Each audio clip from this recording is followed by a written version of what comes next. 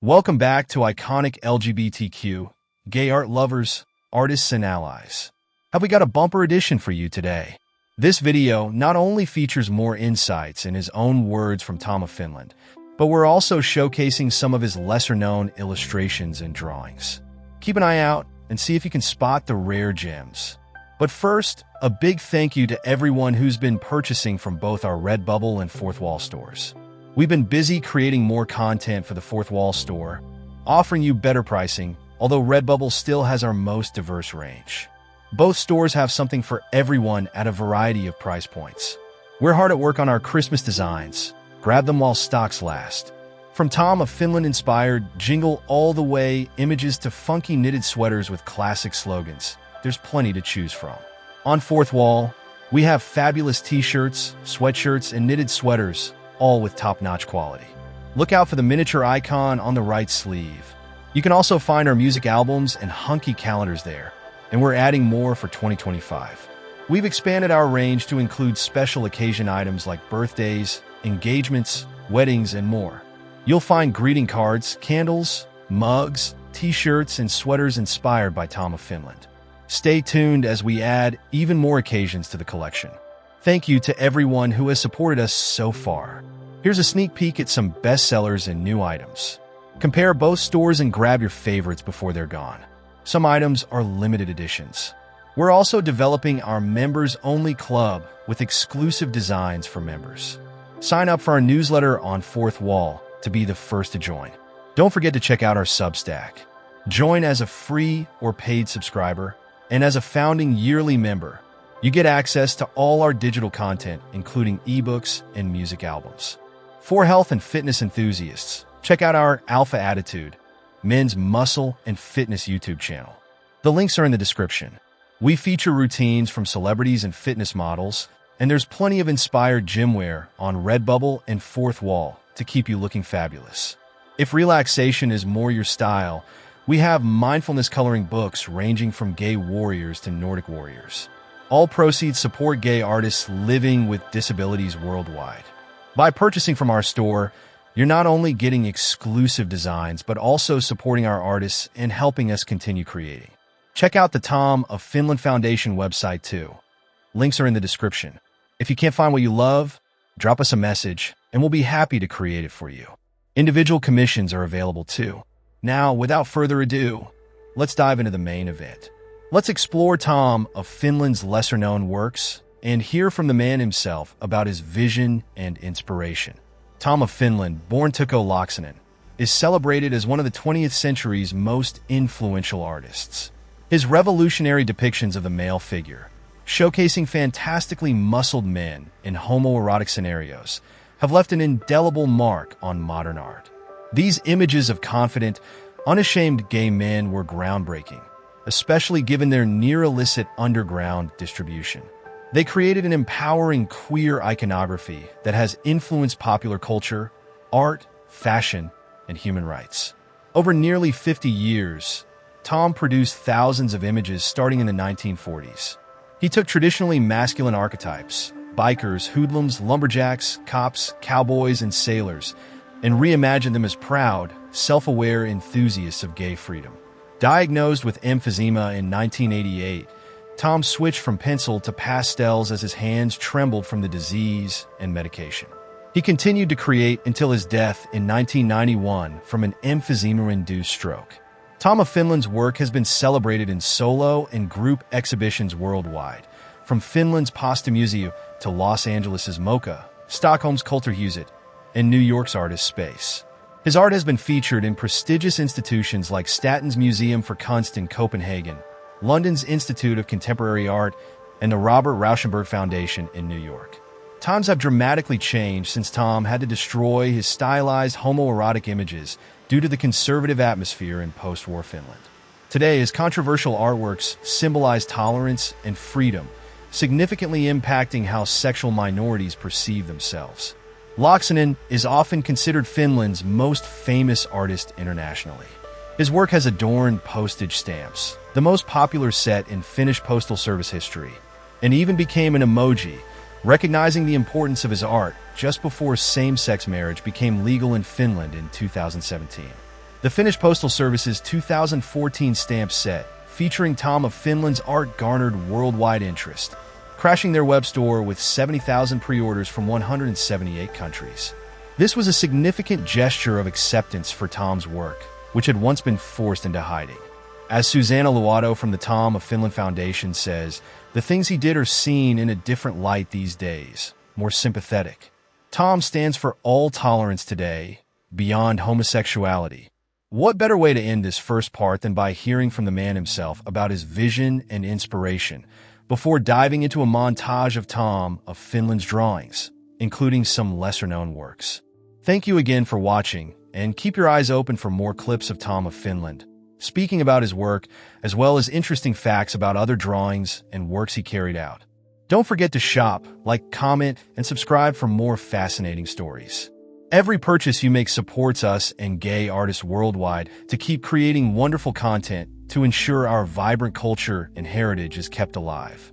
Stay proud, stay true to you, and always stay Tom of Finland. Tom of Finland has been an incredible inspiration in my work and within the gay community as well. And so, Tom of Finland.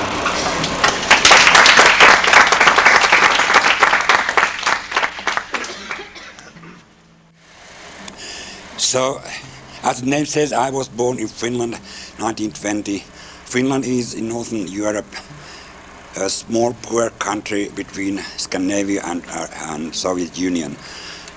At that time, when I was a young kid, we were living very, very conservative times in my country.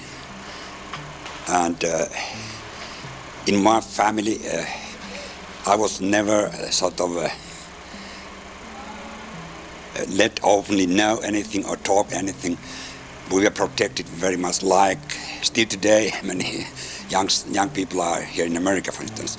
I adored very much the handsome men in my neighborhood for leather and boots and all what was sort of combined with the masculine professions and image. And that early experience of feeling is still today in my works. It has followed all these years through in my drawings. I mean, it has come, so to say, from born, and I seem never get really rid of that. Even I want it, but it excites me still very much. So that is one part, typical part of my production. And the other thing which came a bit later was uniforms, and that was during the wartime actually, because I was, as a young man in the Second World War, fighting or serving my country, and those years were the years in my life which I was learning, I was experiencing very strongly, and I think that made all those guys in uniforms in German army, and then later after the war, when the Russian army came to Finland with them, that made a very strong expression in me, and again they follow in my fantasies, in my drawings again and again, still today. And I only have some problems with that. People who see my drawings very often, they misunderstand it, because to me it's just uniform and leather and so on. But very many other people, they want to see there's something political. And I never want to have anything to do with the political things, I mean anywhere and on any level. So I had now and then had some problems, some troubles in Europe, for instance, in some countries which see something more in my art, what is really put there. I mean, everybody has their own fantasies and own ways to see what is illustrated there. But going back to the beginning, when I started drawing, and it was also very early, the first tries were already in the age of 6 or 7, but I seriously tried working or doing something when I was a teenager. So I got my inspiration to my fantasies from any kind of photos in newspapers, magazines, and so on. And I saw them in my way, and I wanted to change them in my way. I wanted to put my fantasies in those pictures, and that made me copy those photos or part of those photos and go combining my fantasies. And I did it with pencil, because pencil is the simplest media to start with, and because with pencil I could make it look more or less like a photograph, that kind of photograph. So I started training that and doing that way, and it became my main media still. So still today I work basically about 90% of my works, they are still on pencil. Then many years later I had done this for my own fun and done my own fantasies, but not showing to anybody. But in 50s, one publisher here in LA, AMG, Bob Miser, who still publishes the magazine Physics Pictorial, he got interested in my drawings and wanted to publish them here. And so from that on I worked about 10 years beside my profession, which was I was working in an advertising agency as an artist, but beside that in my private section I worked for his magazine. So I made more than 100, maybe 130 drawings for him and his magazine. And that time when they started, you know, all the things were different from today. For instance, you couldn't show any frontal nudes. It was very hidden, just hints of things. So that time, Physics Pictorial mainly showed athletes, great bodies, as the name says. And when I saw those first magazines, so they inspired me again very much in the direction of muscles and the great bodies, which became also one of my typical ways of showing the male types as I made them. So anyways, I start now showing you some of those pictures, which were the first one, which was published there in 1957. But this was very typical way how to express the erotism that time, and but some